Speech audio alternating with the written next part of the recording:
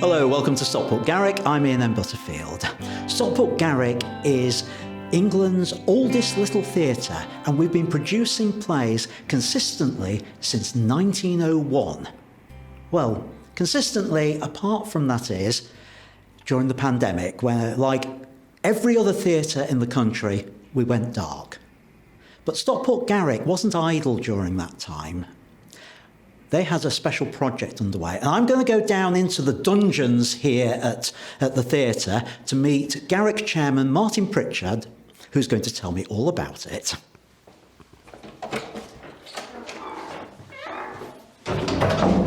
Hello, Martin. Good to see you again. Right, good to see you. Right, this doesn't look much like a dungeon to me. So tell me what's been going on down here. Well, it's hardly a dungeon, Ian. As you can see, we've had a major refurbishment in progress since 2019, really. And we're at a stage now where we've got most of the area equipped as we want it. We're waiting to get in sufficient lighting and sound equipment so that we can run a production if we need to. And, of course, make it habitable for anyone who wants to hire it. Right. Well, one of the key things that we might try to do is put in a bar at the far end so that we can have the exit and entrance there, come to the bar, enjoy a drink, sit at a table maybe, and then come to a performance area here. Oh, that sounds really interesting. So the main entrance is through the double doors, not through the narrow staircase that I came down. We have two entrances available. The one, the narrow staircase that you came down, which for members is fine. But if we're having an event here and we want a separate entrance for it, the stairs there lead up to the A6. What else has been happening during COVID and lockdowns and all that? It wasn't just this, was it? It wasn't just building projects, no. We also tried to make sure that we stayed connected with our base membership, and we provided some online activities via Zoom. Yeah. But it was fantastic because it allowed us to put together some projects that meant people stayed involved, stayed connected, and, of course, importantly, showed off their talent. What sort of projects were those? There were two or three. So we had a lot of Shakespeare sonnets, some of which were quite hopeful. But then we went further into lockdown. So we began to put some projects together that were more performance-based. Right. And we had two projects over time, which were individuals reading monologues. So it allowed them to create monologues, to perform monologues, and to have them in front of an audience. And some of those are up on the YouTube channel? They are indeed. Right, well, we'll put a link somewhere up there, folks, if you want to have a look at those. Well worth checking those out. Okay. And what about looking towards the future, though, with the theatre? Indeed. I mean, there are, we hope, a very bright future. We've come out of lockdown so far, and we've managed to put on several shows. We put on 3 main stage shows and a studio in the period from June through to December. We lost a show in January because of COVID and because of Plan B restrictions, making rehearsal period more or less impossible. Yeah. So unfortunately, we had to lose the streetcar named Desire, which was really, really upsetting for the cast and for the crew who put so much time into it. I was fortunate enough to photograph it, and Indeed, it was a lovely production. One of the things about it that was a disappointment, but at the same time something really positive for the future, was the fact that it involved several new members. These were people who not necessarily were members of the Garrick, but who'd come because they were interested in the show, to be part of it, and it was a real shame that they lost that opportunity. But it was a really good example of where we want to be with the theatre in the future, as in bringing new people in, giving them a chance to develop their skills, perform, and then to take it on into the future with other shows at the Garrick. Tell you what, let's go up and have a look at what's on stage at the moment, okay. And we can talk a little bit more about how people can get involved with the Garrick. Okay, that's fine. Actually, you might find that this door takes us there a little quicker. Here we are.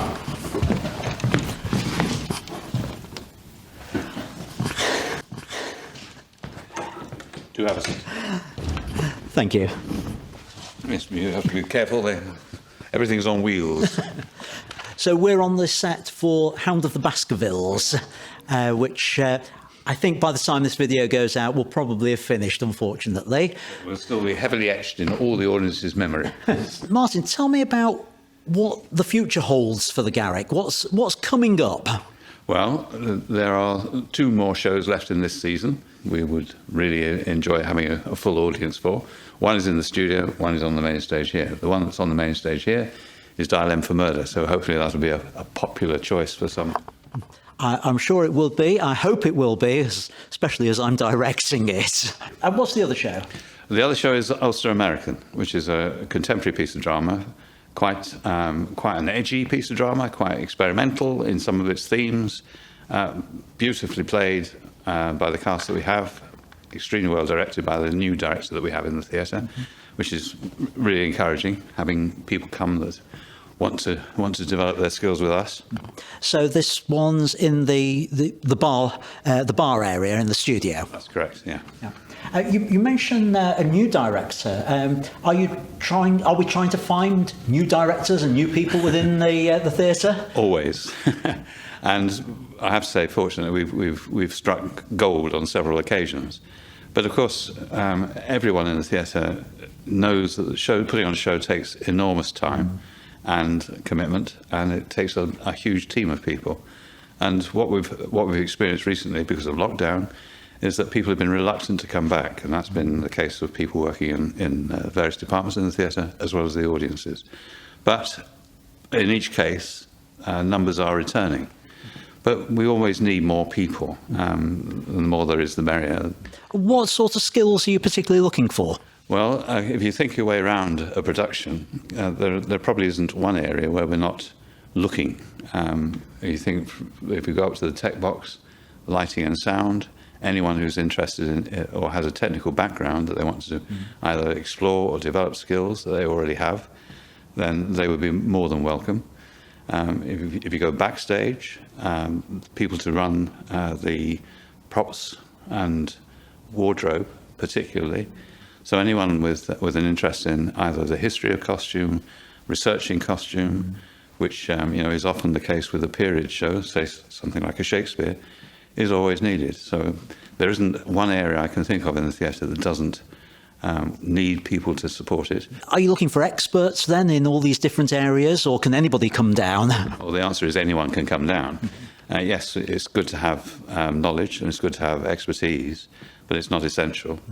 So long as you're willing to learn those skills or develop that expertise, then absolutely fine. So how can people get involved? What's the easiest way to get involved with the theatre? Well, the easiest way is to come down on a Tuesday evening when there isn't a show on, because that's generally a social Tuesday night where members will meet in the bar for a drink and a chat. But you can also have the opportunity to walk around the theatre, have a look at the different departments, meet people who are working in the various departments, and decide if you like us. We currently have a try us and see opportunity, so you don't have to become a full member on your first time here. You can join a departmental team or just come along and help with, say, something like set construction or whatever interests you, and take it from there. After 2 months, we'd like to think that you would want to stay, and you would be asked then, at that point, to become a member. But there are various stages which you can read about on our website. That's great. I'll make sure there's a link to the website down below this video. If somebody just wants to come and see plays, but not be involved producing them, is that still okay? And how will they find out about that? Of course it's okay, absolutely. The more people we have coming to watch the shows, the better. Why do all this labour if we can't put it on show? So, again, to find out about that, the website is probably the quickest way. And you, again, if you want to sign up to the mailing list, you can do that via the website, and you will receive regular mail shots which tell you what's on and how you might get to see it.